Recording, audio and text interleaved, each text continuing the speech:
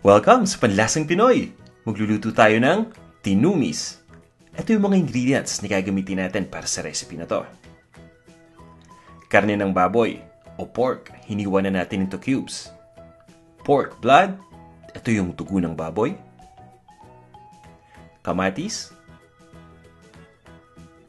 Sibuyas. Garlic o bawang. Siling haba. Ito yung siling pangsigang. Nor sinigang sa sampalok mix. At nor pork cubes. Gagamit din tayo ng salt, ground black pepper, water, at cooking oil. Umpisa na natin. Mag-iinit lang tayo ng oil dito sa isang pan at igigisa na natin kaagad dito yung bawang. Lulutuin lang natin ito hanggang sa mag-medium brown na ang kulay ng bawang. Pagkatapos, ilalagay natin kaagad yung sibuyas. Hahaluin lang natin itong sibuyas. At ilalagay natin kaagad dito yung kamatis. Itutuloy lang natin ang paggisa hanggang sa lumambot na yung sibuyas at yung kamatis. Pagkatapos, ilalagay na natin yung hiniwa natin na karne ng baboy. Sa puntong ito, malambot na yung sibuyas at kamatis.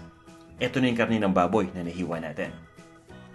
Lulutuin lang natin ito hanggang sa mag-light brown yung kulay at pagkatapos ay isasangkot lang natin nang sa ganun ay lumabas lahat ng lasa dito. Sa puntong ito, nasangkot sana natin mabuti itong baboy pati yung ibang ingredients. Ngayon, ilalagay na natin yung ating sinigang sa sampalok mix. At hahaluin lang natin ito. Lulutuin lang natin sandali at pagkatapos, ilalagay na natin dito yung dugo ng baboy. Alam nyo ba na itong tinumis ay isang popular na tinuguan version ng Nueva Ecija at iba pang karatig probinsya nito? So ayan guys, nalagay na natin yung dugo ng baboy. Hahaluin lang natin at lulutuin natin sandali. Pagkatapos, ibubuhos na natin yung tubig dito. Hahaluin natin ito uli.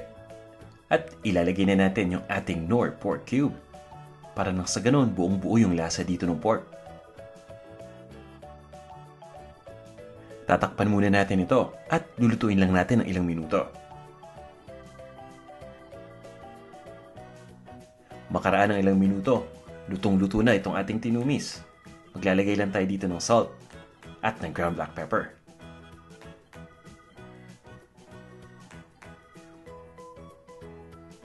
Hahaluin lang natin ito. At ilalagay na din natin dito yung siling haba o yung siling pansigang.